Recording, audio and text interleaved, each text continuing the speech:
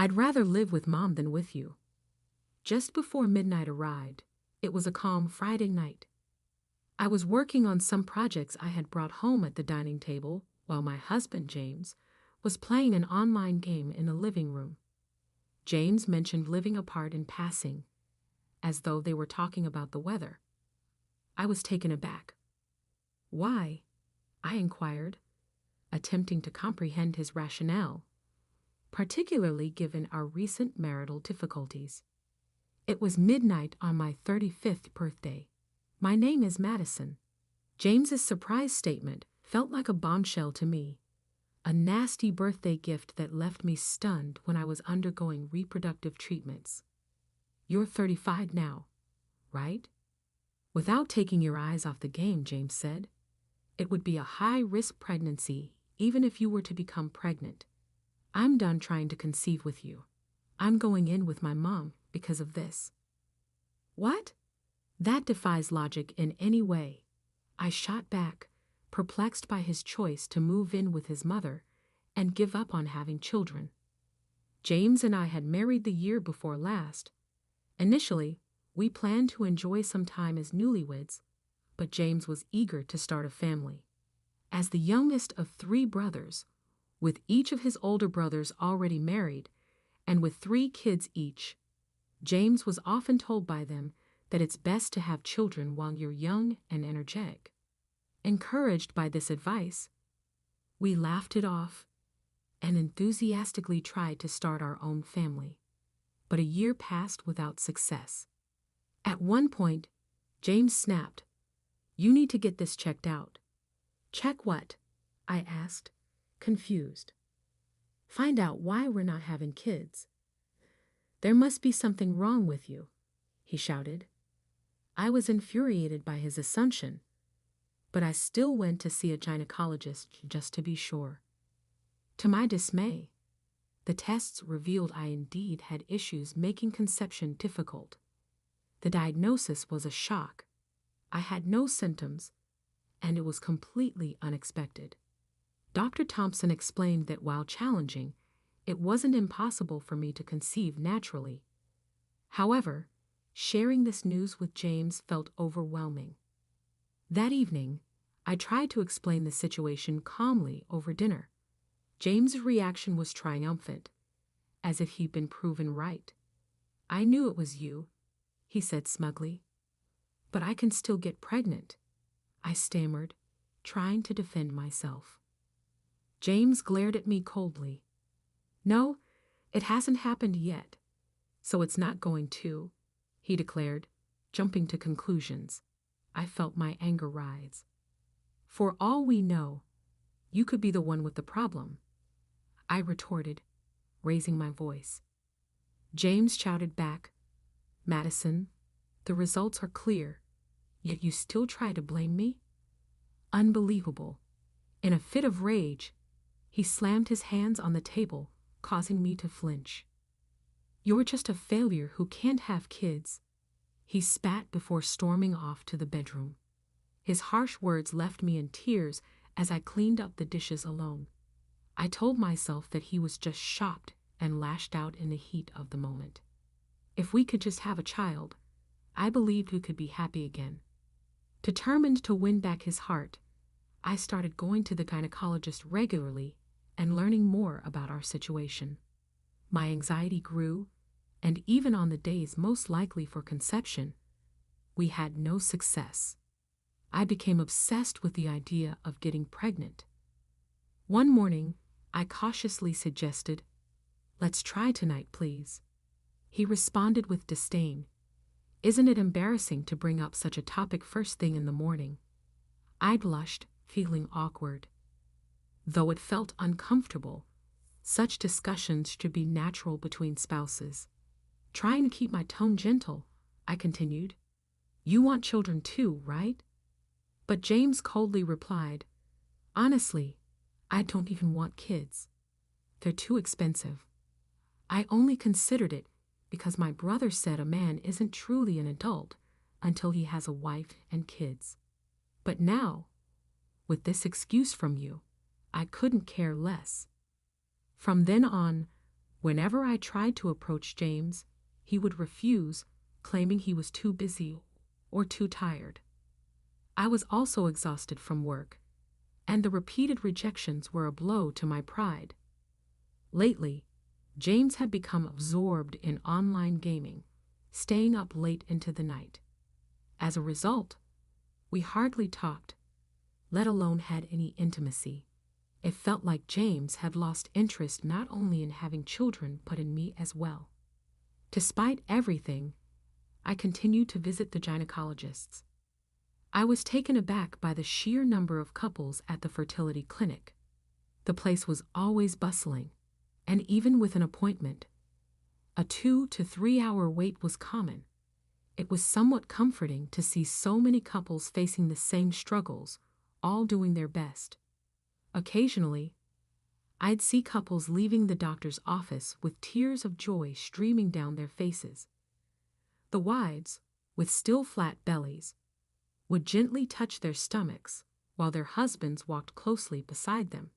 I envied them deeply. I wanted a child too, hoping it would restore James's love and bring me happiness. I clung to the fragile hope that having a child would mend things. But I hit a roadblock when I learned that advancing to further treatments would require James to undergo tests. It might now be impossible.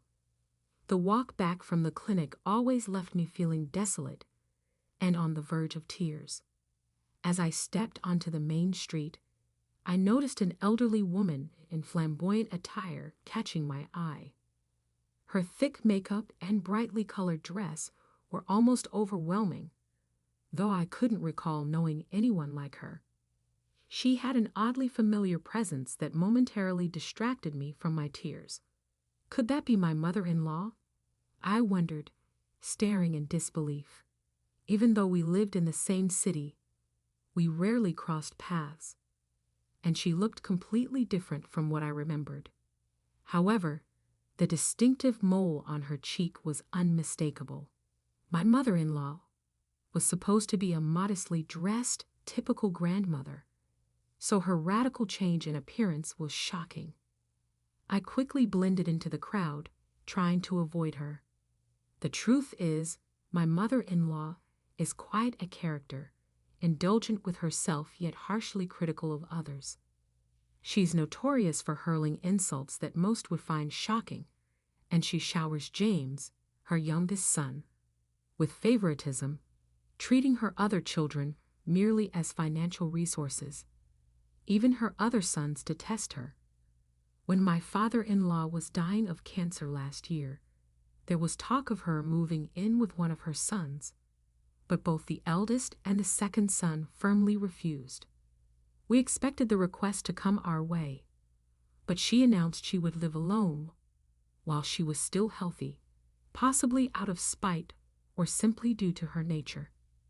After my father-in-law's passing, she made a scene, accusing everyone of being ungrateful and stealing an old woman's retirement money, and took all his inheritance without sharing it. Despite attempts by my brothers-in-law and James to divide it legally, she refused to budge, and no one could prevail against her.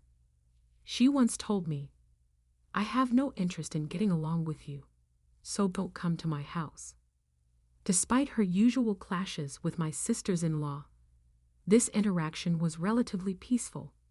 She didn't notice me that day and soon disappeared into a store. Her presence there was so unlike the mother-in-law, I knew that I found myself staring at the store sign in disbelief. That night, I considered telling James about his mother's unusual behavior, but decided against it. She was an adult, and with my father-in-law gone, she was on her own. It wasn't my place to comment on her personal choices. After that, I saw her a few more times, but chose to ignore it. Months went by, and as my birthday approached, James brought up the idea of moving out. I asked him, "Is there someone else you're interested in?" I wondered if his talk about his mother was just an excuse, and if he was planning to remarry. But given that he spent most of his days gaming at home, it didn't seem like he was seeing anyone. I almost laughed at my own cold reasoning.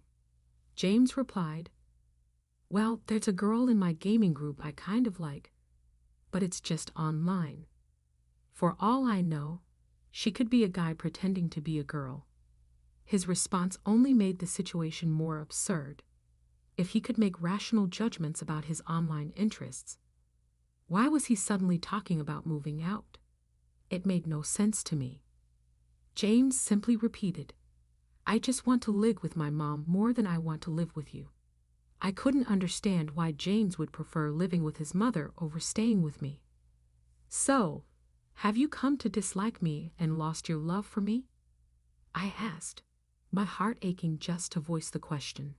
It felt as though he no longer needed me, a wife who couldn't bear children. I'd braced myself for his response, trying to hold back my sadness. "Not really," James replied nonchalantly, catching me off guard. "Like I said before, I don't care about having kids anymore. What we need is a different financial strategy." "Financial strategy?" I repeated, puzzled by his unexpected words. James nodded with a calm demeanor. "Yeah, it's about my mom's inheritance," he said, his tone serious. I was confused, struggling to see the connection. My brothers are greedy. They'll use any excuse, like having more kids, to claim a larger share of mom's inheritance. I won't let that happen. I was stunned by his blatant admission but kept my thoughts to myself. "But your mother is in great health. Isn't it premature to be discussing inheritance?" "That's exactly the point.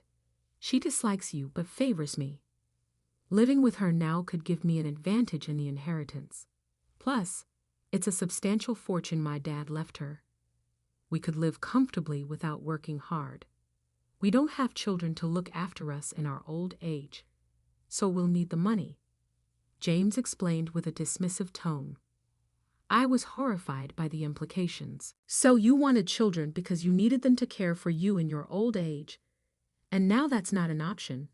You're aiming for a bigger share of your mother's inheritance?"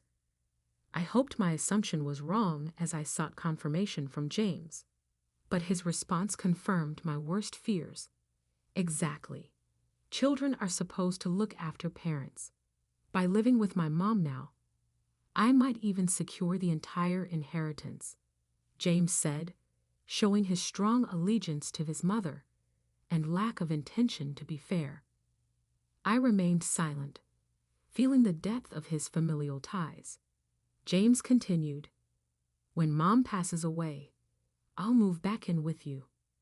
You may not be able to have kids, but you're good at housework and bringing in a decent salary. You're useful as a housekeeper. Understood? Let's get a divorce," I blurted out, my frustration overriding James's words. Who would agree to such terms? To live separately and then reunite later was an insult. I knew James, the pampered youngest son, had his flaws, but this selfish scheme was beyond forgiveness. I realized that staying with him would never bring me happiness, and at that moment, my love for James completely vanished. "Let's get a lawyer to divide our assets and finalize the divorce." "Divorce? I never mentioned anything about divorcing. Just living separately is fine." "Hiring a lawyer seems excessive," James said, suddenly flustered but seeming to reconsider. "No, you'll be better off as a single man too. I won't be satisfied unless everything is divided fairly and legally. Plus, having a third party involved will prevent any lingering issues, right?" James smirked. "Maybe you're right. If I get a large portion of Mom's inheritance, I'll be set for the future and can remarry. Just don't regret this. Don't count your chickens before they hatch. Make sure you have no regrets," I replied.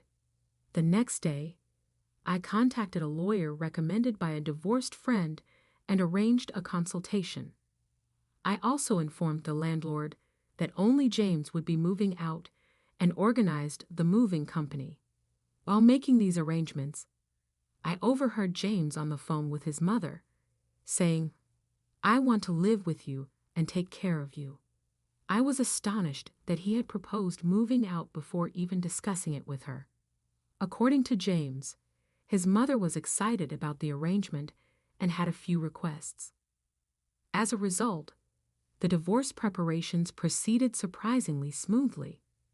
Originally, the assets were to be split evenly, but my skilled lawyer negotiated a better deal for me, securing 70% of the assets, including compensation, given James's selfish reasons for our divorce. I decided not to hold back and claimed what I was entitled to. 3 days after our divorce was finalized, James returned to his family home. I was relaxing in my apartment when my phone rang. It was James, and his voice was frantic. "Help me, please. Let's get married again. There's no inheritance. Mom spent it all on strippers. She's broke and deep in debt, and even the house is mortgaged." "Well, that's unfortunate. Your mom was really into those strip clubs," I said, struggling to suppress a chuckle. Just days earlier, I had seen my former mother-in-law heading into a strip club. Curious, I had checked the prices and was shocked by the figures. She had been frequenting the place for some time, clearly spending a fortune. With James becoming obsessed with online gaming and neglecting visits, she had fallen for a stripper and squandered not only my father-in-law's inheritance, but also her own retirement savings, accumulating significant debt in the process. "Why didn't you tell me if you knew?" James demanded. "I don't criticize personal hobbies. I never stopped you from gaming, did I?" I shot back. James hesitated, then tried to shift the topic. "She's asking me to take out loans in my name, but that's not feasible. Could you give me the money from our property division? If we get back together, it's both of our money, right?" "Absolutely not." "Why not? You still care about me, don't you? Your husband is in trouble here," he pleaded. "I did love you when we were married, but when you suggested moving out, any affection I had for you vanished completely, especially now when it's clear you're only after money. There's no chance we're getting back together." "But my mom's demanding that I give her all my salary. She says it's only natural for children to support their parents. She was always so kind to me alone." James whined, sounding pathetic. His and his mother's entitlement, believing they should come first and that everyone else should cater to them, was something I had no desire to support. "We're divorced now. We're strangers. Your family's problems are yours to deal with," I replied firmly before hanging up and blocking his number.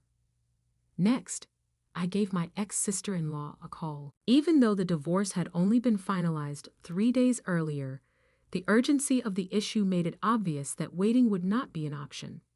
I updated them on my ex-mother-in-law's latest activities and the specifics of our divorce. They offered their condolences and pledged to take care of James. My ex-brothers-in-law made quite a commotion when they broke into the family house shortly after. My former sister-in-law informed me of the disturbance. I made the decision to move out and changed the locks on my flat for safety after James called. It was as though the past had completely vanished. I learned that the family home was for sale when looking for a new location. I could have asked James about his mother, but I wanted to concentrate on getting things done. I was eager to move on from the past and make a new beginning. I'm currently thinking about moving into a pet-friendly apartment so I can live a relaxed lifestyle with a gorgeous cat.